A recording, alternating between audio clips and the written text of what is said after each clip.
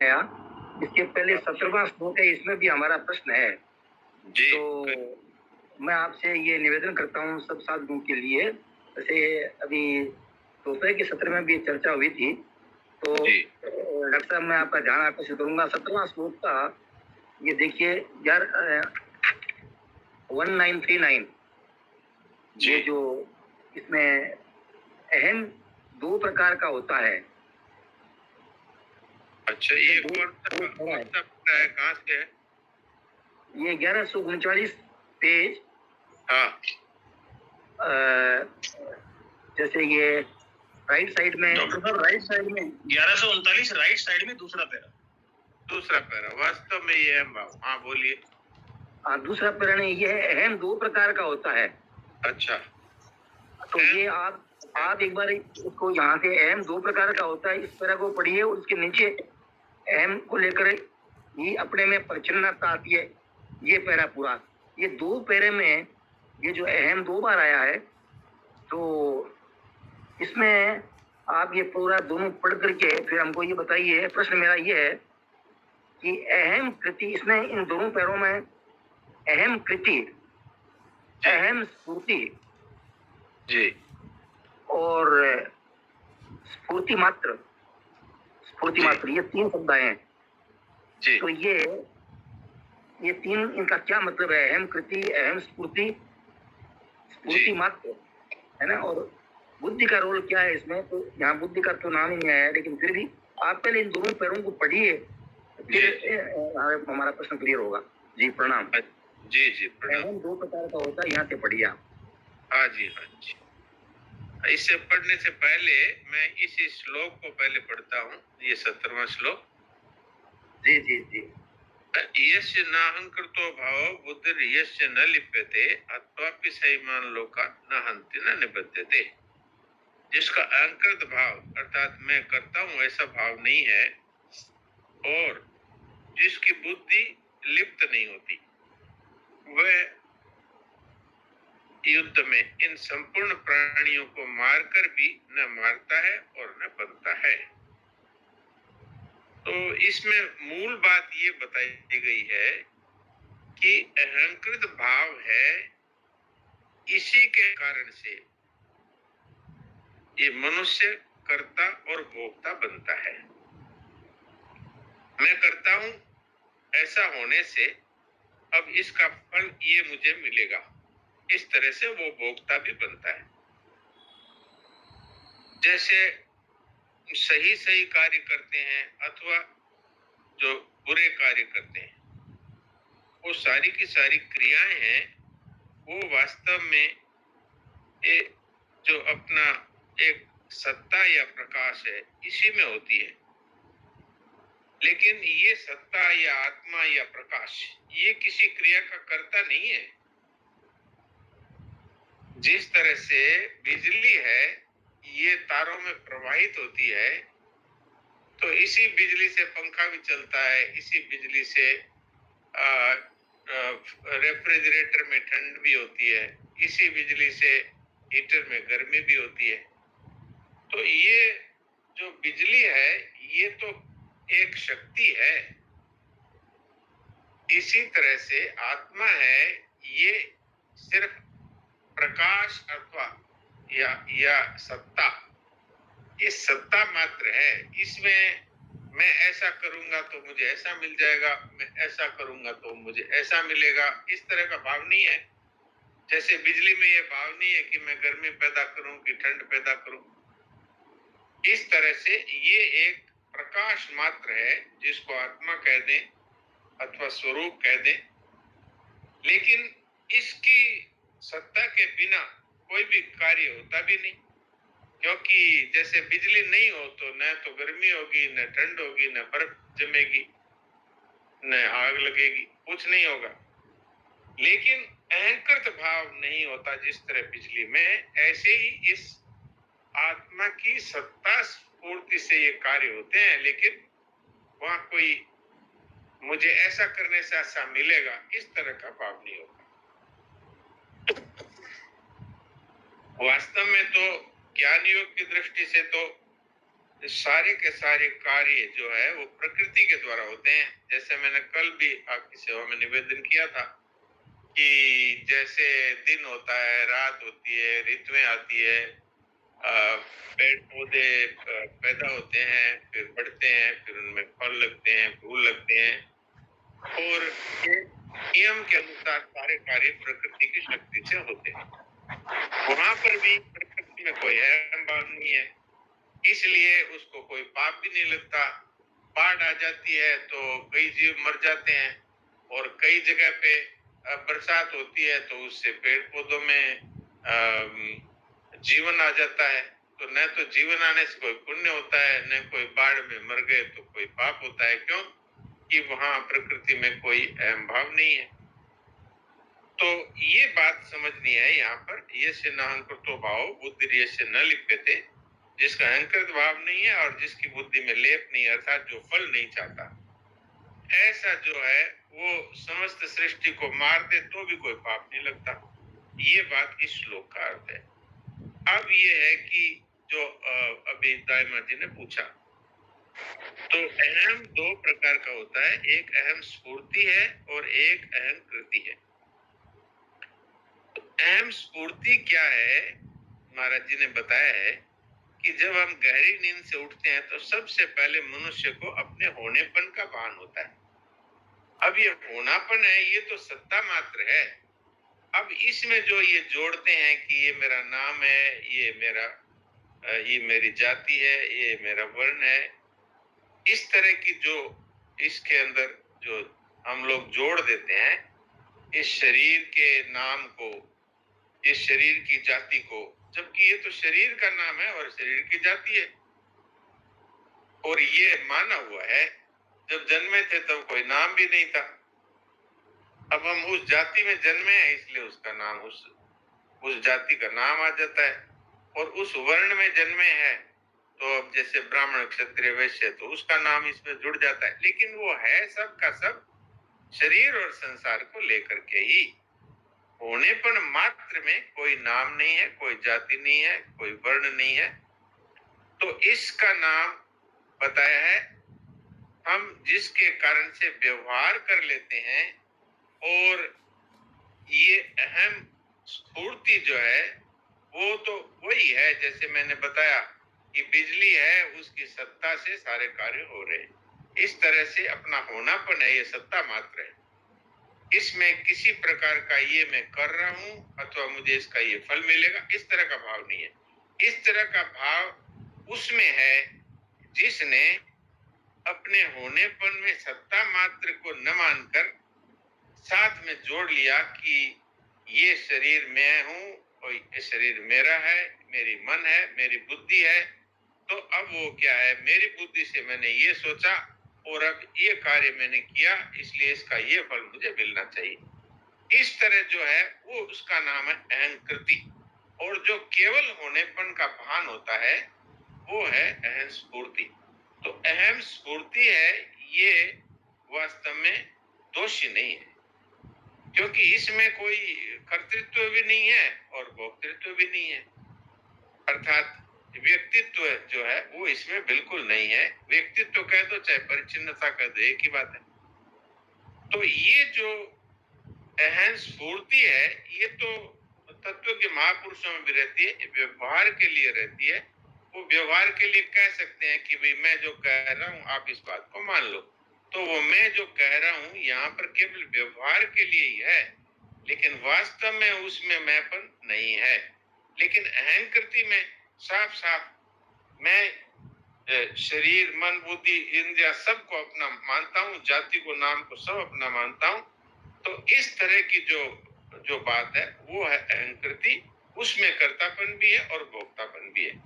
अब रही बात जो आपने कहा स्फूर्ति मात्र, तो ये जब तत्वज्ञान हो जाता है तो जो केवल होनापन है अर्थात जो स्फूर्ति मात्र है वो रह जाती है ये, और जो वास्तव में जो परिच्छिन्नता अथवा व्यक्तित्व है वो जल जाता है, अर्थात वो समाप्त हो जाता है। तो ऐसी स्थिति में फिर वो मनुष्य प्रकृति जैसे कार्य करती है, बिजली जैसे कार्य करती है।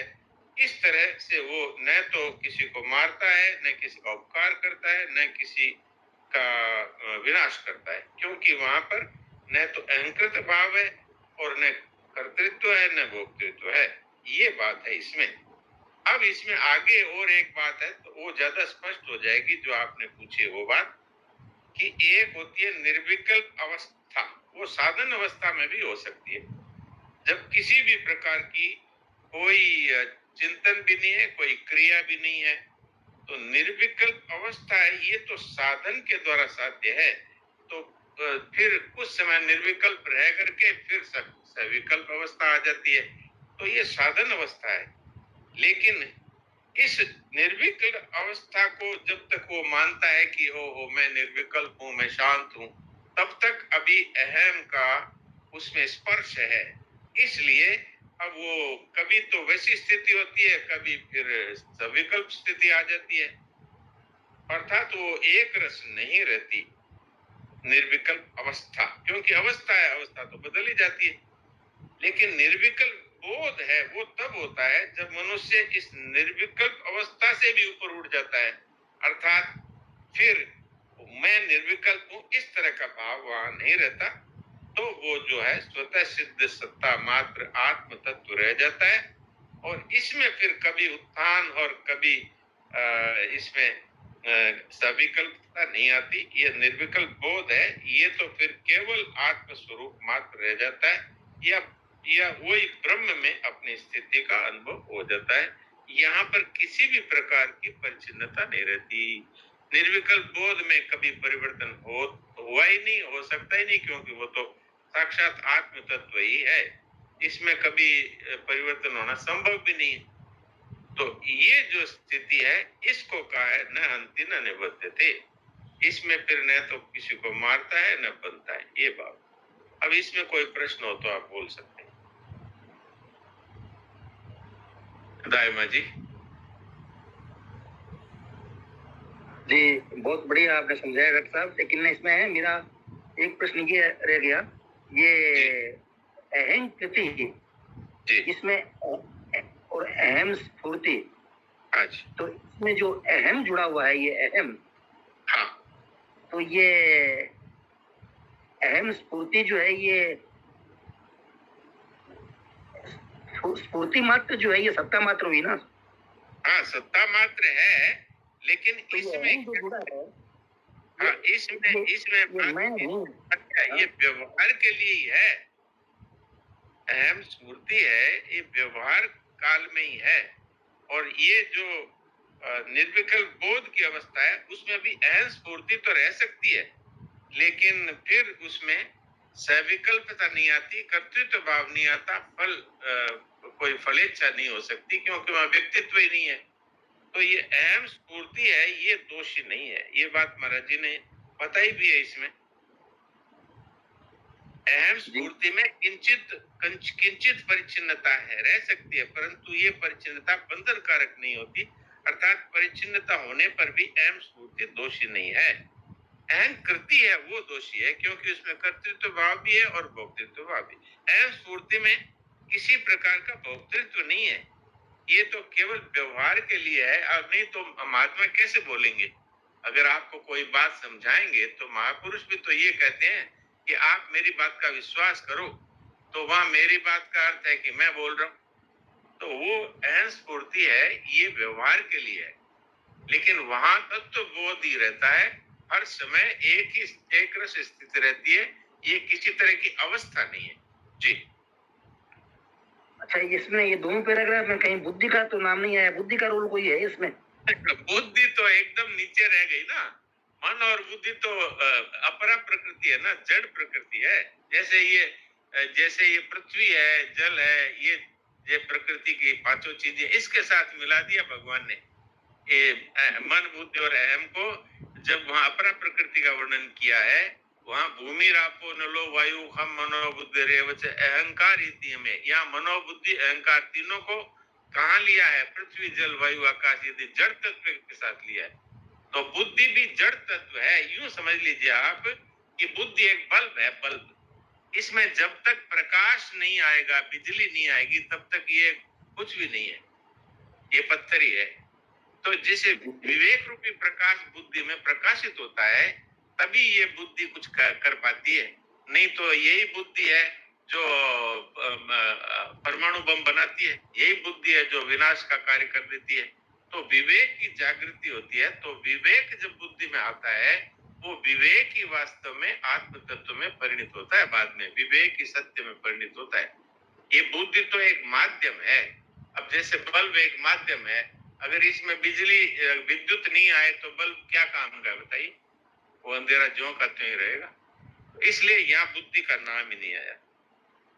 जी जी, अच्छा, दूसरा ये अहम स्फूर्ति, हाँ, तो अहम स्फूर्ति में जो अहम है, ये मैं हूँ, हाँ, तो मैं तो जो है वो, ये मैं को बनाने से ही तो वो है रहेगा, अहंकार जो है। तो इसलिए अहम स्फूर्ति कहने पर भी ये महाराज जी ने साफ कहा, अहम स्फूर्ति है, ये गाढ़ नींद से उठते ही मनुष्य सबसे पहले अपनी सत्ता का अनुभव करता है। तो ये सत्ता मात्र ही है, पर वो एक संसार में एक व्यक्ति के रूप में दिख रहा है कि नहीं सबको, तो वो व्यवहार के लिए वो ये नहीं कहेगा तो कैसे बोलेगा बताइए। तो सिर्फ व्यवहार मात्र के लिए अहम स्फूर्ति है। तत्व बोध होने के बाद में अहम स्फूर्ति है, ये केवल सत्ता मात्र ही रहती है और कुछ नहीं, व्यक्तित्व नहीं है। यहाँ व्यक्तित्व की गंध इसलिए कहा गया है कि भाई वो कैसे बोलेगा, अगर वो कोई बात बताना चाहेगा तो उसको कहना ही पड़ेगा कि मैंने आपको कितनी बार समझाया, तो मैंपन भी आ गया, और ये मेरी बात सुनो तो ममता भी आ गई। लेकिन न वहां ममता है न वहां अहंता है, वहां तो केवल बिजली की तरह है, जो एक शक्ति मात्र है, अर्थात सत्ता मात्र है। जी ठीक है। और ये जो अहम स्फूर्ति, शुद्ध चेतन कर सकते हैं इसको, अहम स्फूर्ति को? हाँ, अहम स्फूर्ति के लिए लिखा भी है, बोध होने पर अहम स्फूर्ति में जो परिच्छिन्नता है वह जल जाती है, अर्थात केवल सत्ता मात्र रहते हैं। अच्छा, परिच्छिन्नता होगा कि अहम का नाश हो जाता है। हाँ, अहम का जो गंध भी है वो भी फिर नहीं रहती निर्विकल्प बोध में, लेकिन उनको बोलना तो वैसे ही पड़ेगा। अब सेठ जी ऐसे बोलते थे कि भाई मैं कहूँ वो बात आप अच्छी तरह से स्वीकार करो, तो मैं कहूँ ये तो परिचिनता ही दिख रही है, लेकिन वहां पर परिचिनता नहीं है, व्यवहार के लिए, बोलने के लिए। जी जी डॉक्टर साहब, क्लियर हो? प्रणाम। प्रणाम। प्रणाम डॉक्टर साहब। हाँ जी प्रणाम, बोलिए। ये इसमें है जैसे अभी आपने बताया कि केवल स्फूर्ति मात्र रह जाती है, ये स्फूर्ति सत्ता का नाम है या स्फुरणा का है? स्फूर्ति सत्ता का नाम है, या सत्ता का है यहाँ। जी सत्ता रह जाती। अच्छा, प्रणाम। प्रणाम जी। डॉक्टर साहब, ये कर्म संग्रह क्या हुआ? कर्म संग्रह हुआ कि पाप और पुण्य का संग्रह होना, इसका नाम कर्म संग्रह है। जैसे एक पेड़ की पत्तियां हिलती है तो कोई कर्म संग्रह होता है क्या? क्योंकि वहां पर पेड़ की पत्तियों में मैं ऐसा कर रहा हूँ ऐसा भाव नहीं है, और मुझे कुछ इससे मिलेगा ऐसा भाव भी नहीं है, तो वहां क्रिया तो हो रही है। ऐसे ही हमारे सांस चलता है, इसमें क्रिया तो हो रही है, लेकिन इसमें कोई अहंकृत भाव नहीं है। जैसे भोजन पच रहा है तो कोई नहीं कहता मैं भोजन पचाता हूँ, तो एक क्रिया मात्र है। जो क्रिया मात्र है उससे कर्म संग्रह नहीं होता, और जहाँ कर्तृत्व है वहां कर्म संग्रह होता है। यहाँ पर इन्होंने कर्ण, कर्म और कर्ता तीनों को बताया है, लेकिन फिर महाराज जी ने स्पष्ट कर दिया, यहाँ खास बात ये बताने के कर्म संग्रह कैसे होता है, अर्थात कर्म बांधने वाला कैसे हो जाता है। तो इसके तीन हेतु बताए, तो एक मूल हेतु कर्ता को ही बताने में ये तीन बातें कही, बाकी इसमें सहायक है, लेकिन वास्तव में मूल रूप से जो कर्ता है वही कर्म संग्रह में वास्तव में हेतु है। अगर कर्तृत्व भाव नहीं है तो कर्ण चाहे कितना ही कुछ करता रहे। अब जैसे कि हमारी आंखें बंद होती है खुलती है, और श्वास आता है जाता है, ये क्रिया मात्र है। कर्म संग्रह का अर्थ है जहाँ कर्तृत्व और भोक्तृत्व है या अहंकृत भाव है, उसी से कर्म संग्रह होता है, अर्थात पाप और पुण्य होता है, उसी का फल बनता है। तो कर्म संग्रह जी। तो कोई फल भी नहीं होता है। जी प्रणाम डॉक्टर साहब। हाँ जी, नटवर जी और कुछ बाकी है तो बोलिए, फिर सविता जी की बात करें। प्रणाम डॉक्टर साहब। ये गाढ़ नींद से उठते ही सबसे पहले मनुष्य को अपने होनेपन सत्ता मात्र का भान होता है। ये भान किसको होता है? ये भान होता है जो स्वयं अपने आप को कहता है मैं हूँ, उसको भान होता है। स्वयं को ही स्वयं का भान होता है। स्वयं को ही। ऐसे भगवान को भी अर्जुन ने जब स्तुति करी तो ये कहा स्वयं एव आत्मनात्मानं व्यक्तित्वं पुरुषोत्तम है, आप स्वयं ही अपने आप को जानते हैं। ऐसे ही जो आत्म तत्व है वो तो चेतन है ना, चेतन उसको ही कहते हैं जो खुद को भी जानता है दूसरे को भी जानता है, उसको चेतन कहते हैं।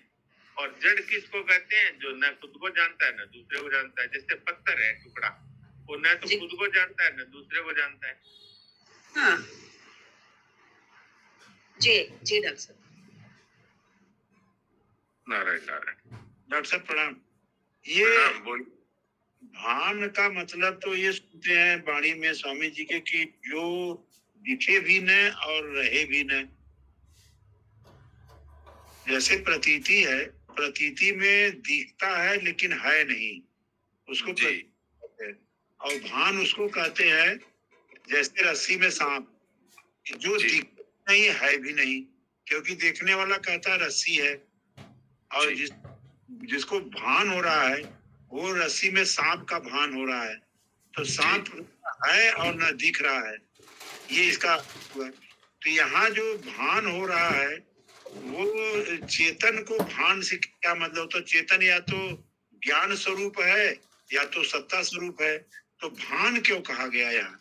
ये थोड़ा सा बात खटकती है हमको। जी जी।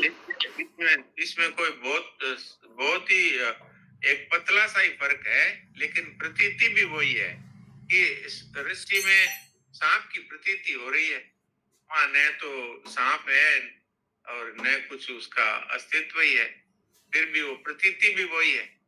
और भान है वो भी एक प्रकार से वही है, लेकिन इसमें क्या है कि ये चेतन तत्व है, इसको बुद्धि की जरूरत नहीं पड़ती जानने के लिए। आपके अपने होनापन को जानने के लिए बुद्धि की आवश्यकता पड़ती है क्या? नहीं, क्योंकि ये स्वयं संवेद्य है। हाँ, तो स्वयं ही चेतन ही है। जैसे दीपक को देखने के लिए टॉर्च की जरूरत नहीं पड़ती, सूर्य को देखने के लिए दीपक की जरूरत नहीं पड़ती, इस तरह से ये स्वयं प्रकाश है। तो भान का यहाँ तात्पर्य ये है कि अपनी सत्ता का एक अनुभव होना कि मैं हूँ। अब मैं हूँ में एक तो मैं हूँ ये है कि शरीर को लेकर के और अपने आप को मानता है, और एक वो है कि केवल होनापन। तो सत्ता मात्र रहती है निर्विकल्प बोध में, अर्थात जो जीवन मुक्त महापुरुष है उनमें। लेकिन व्यवहार के लिए वो भी बोलते हैं कि भाई मेरी बात को ध्यान दो, जो मैं कह रहा हूँ उस पर ध्यान दो। तो वहाँ मैं भी है, मेरी भी है, लेकिन वो है केवल व्यवहार के लिए। डॉक्टर साहब तो एक हमारा एक क्लियर हो, एक मेरा प्रश्न है, थोड़ा इसको क्लियर करें। बात ये आई कि बोध हो जाने के बाद परिच्छिन्नता केवल व्यवहार के लिए कहनी पड़ रही है। जैसे सेठ जी का आपने दृष्टांत दिया कि सेठ जी को ऐसा व्यवहारिक तौर पे कहना पड़ता है, लेकिन परिच्छिन्नता नहीं रहती है। लेकिन यहाँ बोधवान की बात न हो के मनुष्य के लिए कहा जा रहा है कि मनुष्य की परिच्छिन्नता तो है ही है, क्योंकि उसको तो अभी बोध हुआ नहीं है। बोध के लिए नीचे लिखा गया है कि बोध हो जाने पर परिच्छिन्नता जल जाती है और केवल स्फूर्ति मात्र सत्ता रहती है। और बात ये मनुष्य के लिए कहा जा रहा है। तो मैं आपसे एक विशेष निवेदन कर रहा था कि एक जगह 4 लाइन अगर ये रखी जाए तो मुझे लगता है कि बहुत मदद मिलेगी। पृष्ठ संख्या 500, जरा सा आप कष्ट करके खोलें। पृष्ठ संख्या 500। अच्छा, मैं देखता हूँ। हाँ, जिज्ञासु भाई बहन खोल सकते हैं अपने यहाँ। पृष्ठ संख्या 500।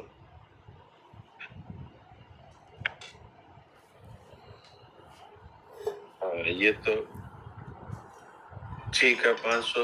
अब बताइए हाँ, दाहिने इसमें दाहिने तरफ जो अहंकार 2 प्रकार का होता है, इसमें 8-10 लाइन नीचे आ जाए। हाँ जी जी। यहाँ लिखा हुआ है जब तक बोध नहीं होता, हाँ जब तक बोध नहीं होता तब तक वह जड़ चेतन के तादात्म्य वाला कारण शरीर का अहम कर्ता रूप से निरंतर बना रहता है। अर्थात अहम कहीं गायब नहीं हुआ, जो पराशक्ति परा प्रकृति के साथ वाला अहम है वो है उसके साथ। तब तक हाँ, तो वहाँ मनुष्य शब्द है, वहाँ मनुष्य शब्द है। जीवन मुक्त महापुरुष का नाम ऊपर कहीं नहीं आया है। जो जाग रहा है वो मनुष्य जाग रहा है नींद से। एक चीज। दूसरा एक चीज मेरा कहना है कि यहाँ से बात थोड़ा सा खुलती है, एक लाइन और नीचे आ जाए। नींद से जागने पर जी, ये आप पढ़िए 4 लाइन। जागने पर मैं सोया था, अब जागृत हुआ हूँ। इस प्रकार अहम की जागृति होती है। इसके बाद मन और बुद्धि जागृत होते हैं, जैसे मैं कहाँ हूँ, कैसे हूँ। ये मन की जागृति हुई। और मैं इस देश में हूँ, इस समय में हूँ, ऐसा होना बुद्धि की जागृति हुई। इस प्रकार नींद से जगने पर जिसका अनुभव होता है वह अहम परा प्रकृति है, और वृत्ति रूप जो अहंकार है वह अपरा प्रकृति है। इस अपरा प्रकृति को प्रकाशित करने वाला और आश्रय देने वाला चेतन जब अपरा प्रकृति को अपनी मान लेता है तब वह जीव रूप परा प्रकृति होती है। एकदम दारिद्र्य जगत। अब यहाँ डॉक्टर साहब जिज्ञासा हमारी ये है हाँ जी। कि चेतन जो सत्ता स्वरूप है, स्फूर्ति मात्र, वो जागृत में भी जिस अवस्था में रहता है, स्वप्नावस्था में भी उसी अवस्था में रहता है, और गाढ़ नींद में उसी अवस्था में रहता है। उसमें कोई परिवर्तन नहीं होता, वो सत्ता मात्र ही रहता है जी।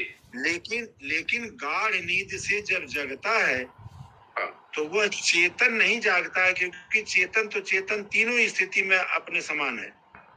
जी। तो जागता है तो मैं जागता है। यहाँ लिखा हुआ है कि पहले मैं जागता है अहम, फिर बुद्धि जागती है, फिर मन जागता है। हाँ। तो अहम जगेगा तो वो प्रकृति वाले के सादात मान करके ही वो जागता है, क्योंकि वही सोया था और कारण शरीर में चला गया सोते समय। और जब जागता है तो कारण शरीर से निकल करके चेतन के साथ तादात्म्य लेके कहता है कि मैं सोया था, वही मैं जगा हूँ। ठीक है, वो तो अभी तक तत्व के पुरुष नहीं है, वो अभी साधक ही है। इसका प्रकरण वहाँ यश न अंकृतो भावों वाले तात्पर्य में यही है कि वहां अभी बोध नहीं हुआ है, इसलिए अहम स्फूर्ति है, और बोध हो जाने के बाद परिचिनता जल जाती है, और स्फूर्ति मात्र वो जो है फिर चेतन अपने आप रहता है। ये मैं कहना चाह रहा हूँ। बिल्कुल सही कह रहे हो आप। वास्तव में बात सिर्फ इतनी सी है, इसको सरल भाषा में यदि कहे तो, कि जब चेतन शरीर और संसार के साथ में अपनी एकता मानता है, चाहे वो ममता से चाहे कामना से, तो उसका अहंकृत भाव जो का त्यों ही रहता है। तो इसलिए जड़ता के साथ अगर हमारा किंचन मात्र भी संबंध है तब तक ये साधन की स्थिति है। तो इसलिए इस तरह से समझना चाहिए कि सत्ता मात्र जो है उसमें फिर परिचिन्नता किंचन मात्र भी नहीं रहती, लेकिन क्योंकि वाणी है, इसमें कैसे एक्सप्रेस करेगा महात्मा बात को, इस दृष्टि से वो ऐसा बोलना पड़ता है। लेकिन वहां पर किसी प्रकार का व्यक्तित्व नहीं रहता। सिद्ध कैसे होता है कि आप महापुरुष का अपमान कर दें तो भी उनको कोई फर्क नहीं पड़ता, मान कर दे तो भी फर्क नहीं पड़ता। तो ये मान अपमान शरीर का होता है।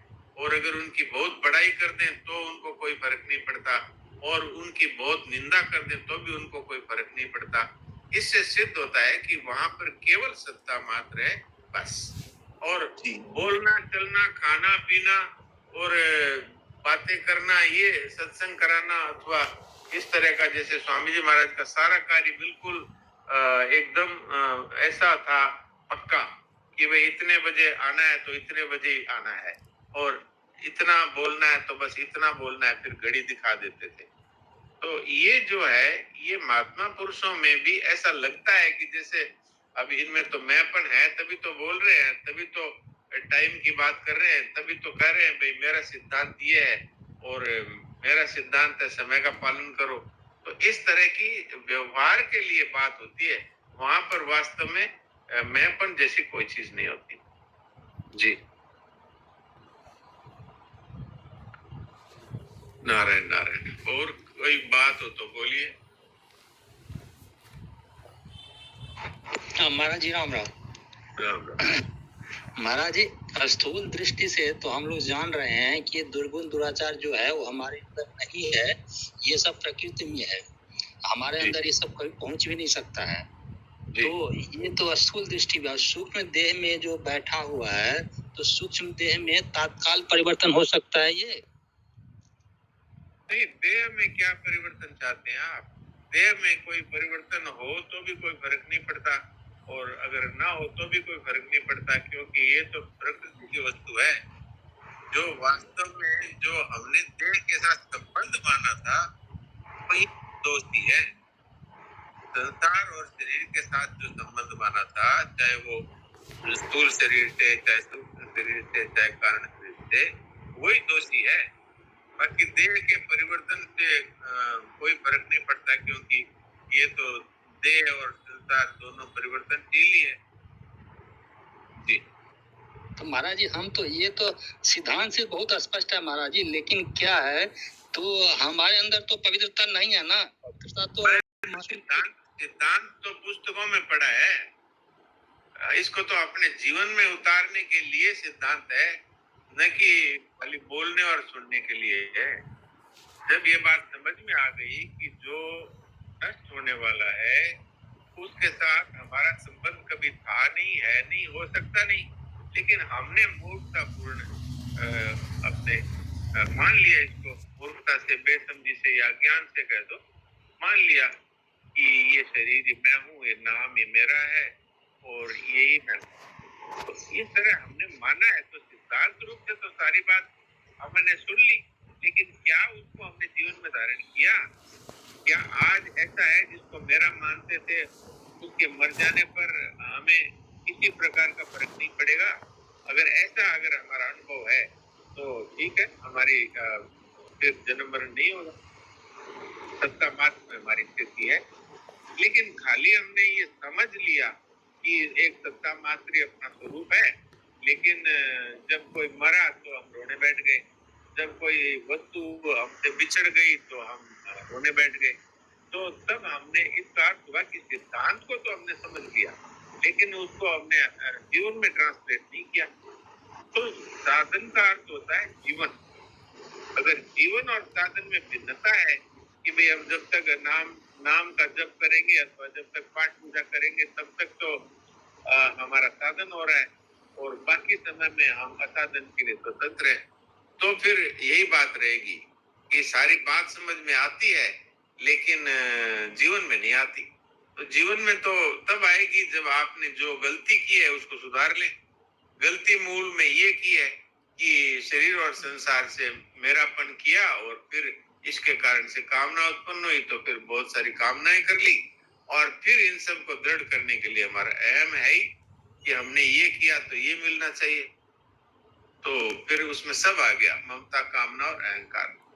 तो फिर सिद्धांत अपनी जगह पड़ा है और हमारा जीवन ऐसा है, तो ये भले सुनते रहो कहते रहो, फर्क नहीं पड़ेगा। जी।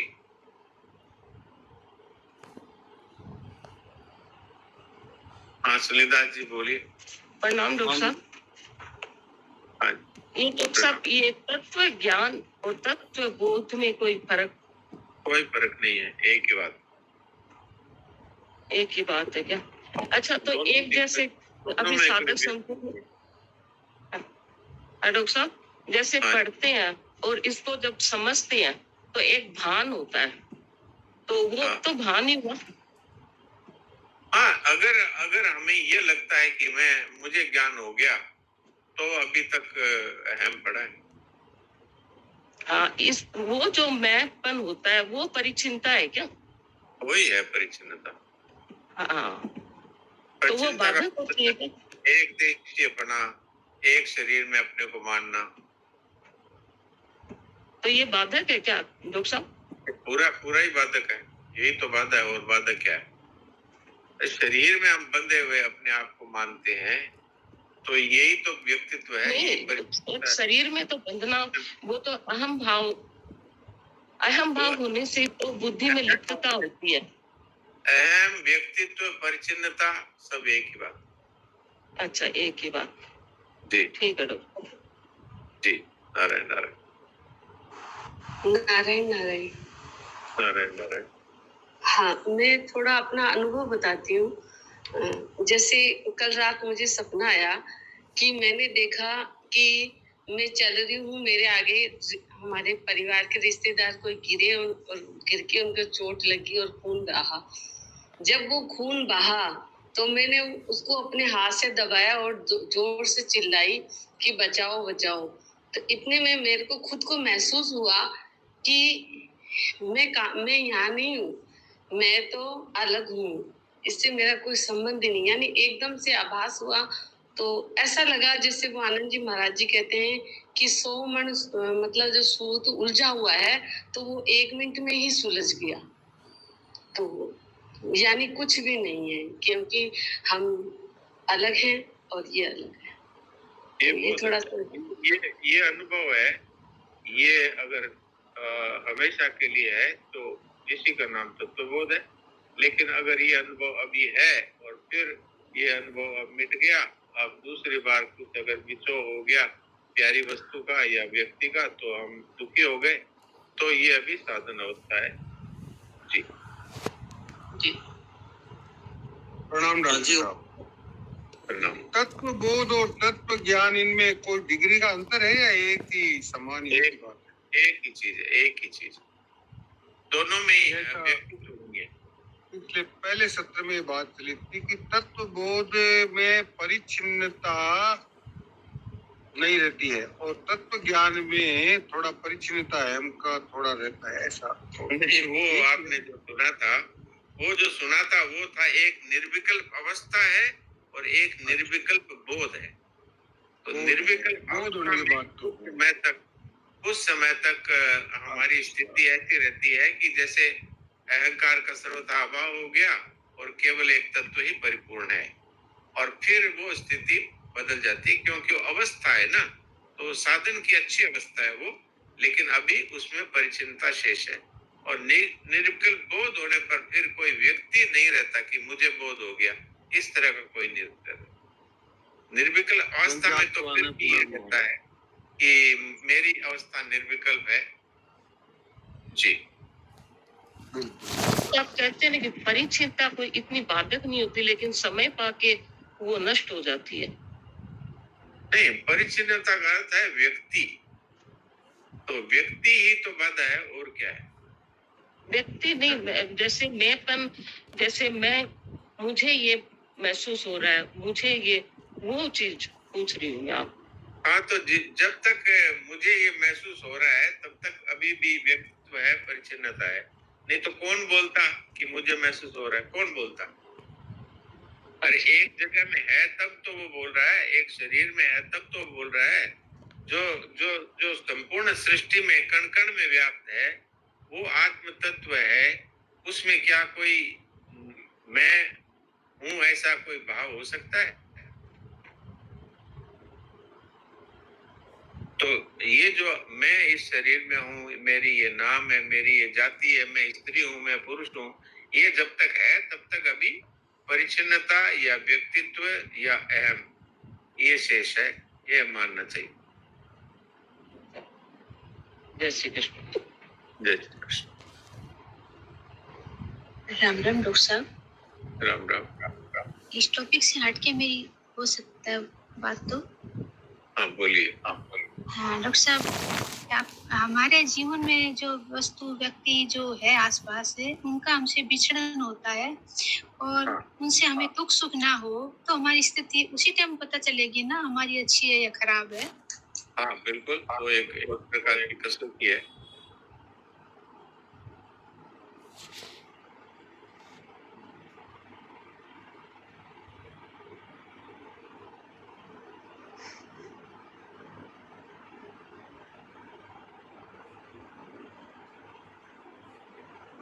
सुरेश जी। हाँ हाँ बोलिए गायत्री जी। हाँ डॉक्टर साहब, तब तक तो हमें दुख सुख होता है, तब तक तो हम कोरी बातें ही बनाते रहेंगे ना। हाँ, लेकिन साधक को इस तरह निराश नहीं होना है।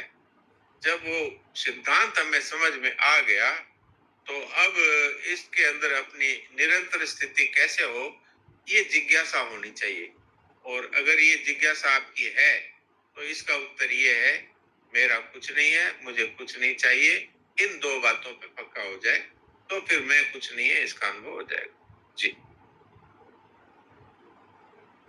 ठीक है, राम राम।